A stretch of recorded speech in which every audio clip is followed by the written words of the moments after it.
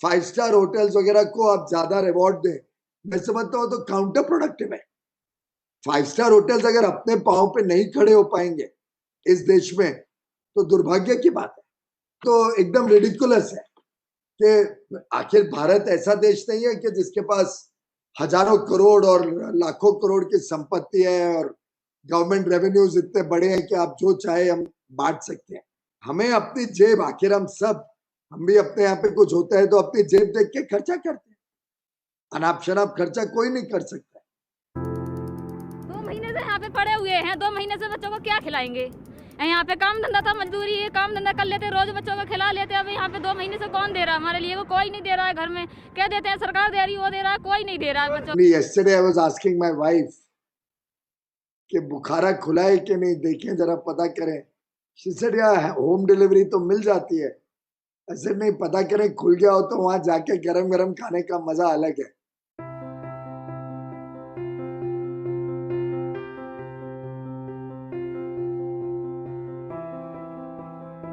नमस्कार भाई लोगों, कैसे हैं आप लोग। मेरा नाम आनंद मिश्रा है और मैं एक होटेलियर हूं। पिछले 10 साल से मैं इस इंडस्ट्री से जुड़ा हुआ हूं।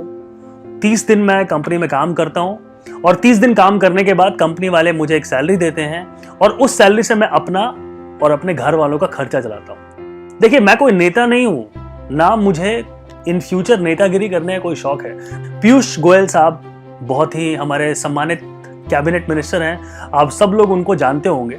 जब पीयूष गोयल साहब से होटल वालों ने फरियाद लगाई कि सर हम बहुत बुरे दौर से गुजर रहे हैं, आप हमारी मदद करो, तो पता है पीयूष गोयल साहब ने क्या बोला? मैं उनकी बहुत इज्जत करता हूं। उन्होंने बोला कि 5 star hotel do not deserve any support, they are self sustaining business. इसका हिंदी मतलब क्या वो पता है? इसका हिंदी मतलब होता है कि 5 स्टार होटल्स को किसी भी प्रकार की कोई सपोर्ट की जरूरत नहीं है, they are self sustaining business, वो खुद से संभल जाएंगे। बॉस 4 महीने से आपने कंट्री को लॉकडाउन किया हुआ है। लॉकडाउन कीजिए, बहुत अच्छी बात है, लोगों की जान बचनी चाहिए। आपने 4 महीने से होटल्स को बोला कि बॉस तुम बंद रखो, तुम्हें चलने नहीं देंगे, और फिर आप बोलते हो कि you are self sustaining business. आपको अगर 5 स्टार होटल को भी मदद की जरूरत पड़ जाए तो क्या फायदा है? देखिए, मोदी जी की मैं बहुत ज़्यादा इज्जत करता हूँ। आप अगर इंडिया के बाहर काम करते हैं तो लोग आपको पहचानने लगे हैं नरेंद्र मोदी के नाम से कि अच्छा नरेंद्र मोदी। ये नरेंद्र मोदी साहब एक बहुत ही बड़े वर्ल्ड लीडर हैं। जब वो आए थे स्टार्टिंग में, जब ये वायरस का चक्कर शुरू हुआ, तो उन्होंने बोला कि किसी की भी नौकरियां नहीं जाएंगी। कंपनी को हमने बोल दिया है कि उनको पूरी सैलरी मिलेगी, कोई भी स्टाफ को नौकरी से नहीं निकाला जाएगा, एक्सेट्रा एक्सेट्रा। मोदी सर, आपने ये बात बहुत अच्छी बोली, बहुत मानवता का काम किया, लेकिन सर क्या आपने पता करने की कोशिश की क्या आपने जो बोला है ये बात हुई है कि नहीं हुई है? मैं आपको बताता हूँ, ये वीडियो आप नहीं देखेंगे, आप बहुत बड़े आदमी हैं, लेकिन मैं फिर भी ये वीडियो बना रहा हूँ। 80% से ज़्यादा लोगों की नौकरी चली गई है और 50% जो स्टाफ हैं, ये मैं सर्वे की बात कर रहा हूँ, 50% जो स्टाफ है उनकी सैलरी कट करके मिल रही है। मतलब जो स्टाफ बेचारे महीने का 10,000 कमाते थे, अगर भगवान की दया से उनकी नौकरी बच भी गई है तो उन्हें महीने का 4-5 हज़ार रुपये मिल रहा है। और जो ये 5 स्टार होटल्स वगैरह होते हैं, ये कौन चलाते हैं? ये बड़े बड़े नेताओं के ही होटल है।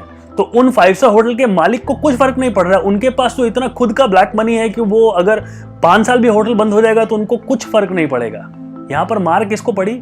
जो स्टाफ 12 घंटे 14 घंटे काम कर करके आपके होटल को बिजनेस दिया, नाम दिया, उस स्टाफ के ऊपर में ये सारा का सारा प्रॉब्लम हुआ है। सर आपको पता करना चाहिए अपने सोर्सेज से कि आपने जो बोला वो हुआ है कि नहीं हुआ है। आपने बोला मकान मालिक रेंट नहीं लेंगे, वो पूरा का पूरा रेंट वसूल रहे हैं। आपने बोला EMI 3 महीने माफ होगी। बॉस 3 महीने EMI माफ हो गई, मैं मानता हूँ, लेकिन चौथे महीने कंपनी ने उसको बढ़ा करके इंटरेस्ट भी डाल दिया है उसके ऊपर में। आपने बोला लाइट दिखाओ, लाइट भी दिखाया। आपने बोला थाली बजाओ, थाली बजाया।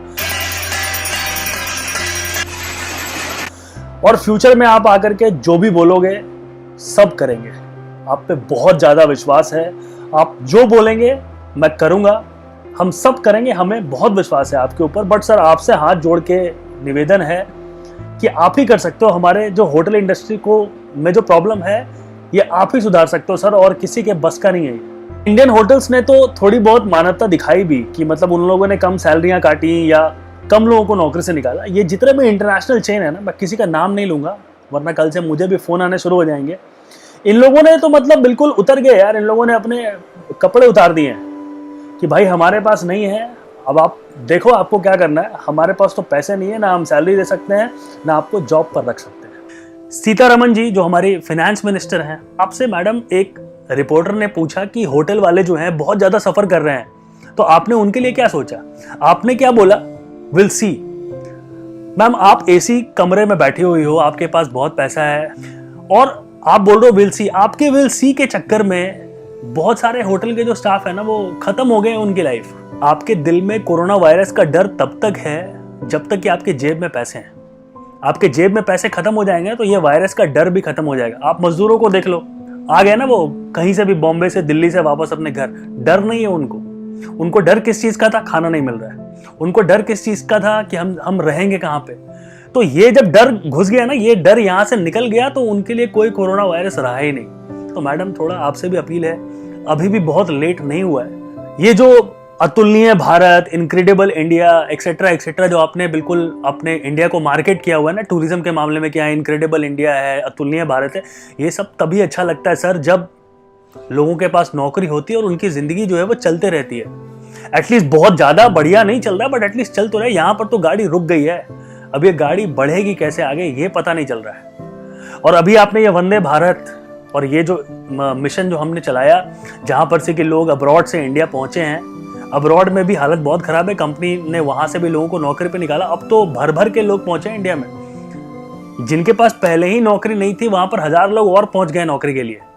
तो सर ये जो अनएम्प्लॉयमेंट है ये बहुत ज़्यादा बढ़ने वाला है और मोदी सर आपसे बहुत ज़्यादा उम्मीद है और मुझे पता है कि आप ज़रूर कुछ ना कुछ करेंगे हम होटेलियर्स के लिए। जो स्टेट के सीएम्स वगैरह हैं, चीफ मिनिस्टर्स, चाहे दिल्ली के हों, बॉम्बे के हों, कहीं के भी हों, इन लोगों ने बिल्कुल वो किया हुआ है, अपनी मार्केटिंग की हुई है। यहीं से वो अपने नेक्स्ट इलेक्शन की मार्केटिंग कर रहे हैं कि हमने होटल्स को कंटेनमेंट जोन बना दिया, हमने होटल में आइसोलेशन बेड डाला, हमने बैंक्वेट हॉल ले लिए।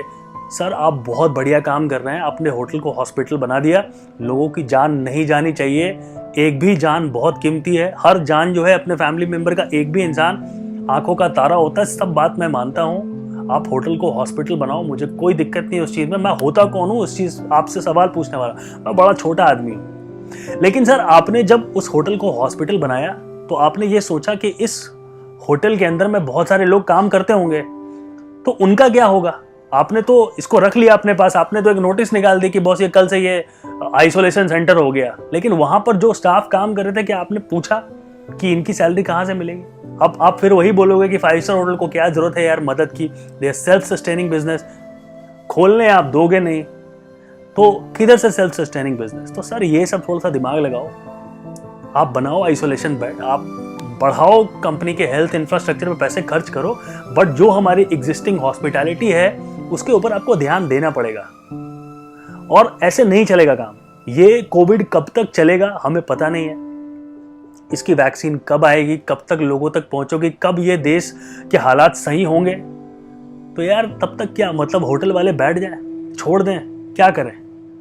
जेब में जब तक पैसा है तब तक डर है, मैं वही बता रहा हूँ आपको। तो सर एक बारी जो है ना चीज़ें बहुत आगे बढ़ जाएंगी तो हमें कंट्रोल करना बहुत मुश्किल हो जाएगा। देखिए मुझे पता है कि मैं बहुत छोटा आदमी हूँ, ना मेरा ये वीडियो सीतारमण जी देखेंगी, ना पीयूष गोयल साहब देखेंगे, ना मोदी जी देखेंगे, मुझे पता है कोई नहीं देखने वाला इस वीडियो को। लेकिन कुछ ना कुछ तो शोर जरूर करेगा ये वीडियो। हमारे कंट्री के जीडीपी और जीएसटी को बढ़ाने में इसका बहुत हाथ है इस इंडस्ट्री का।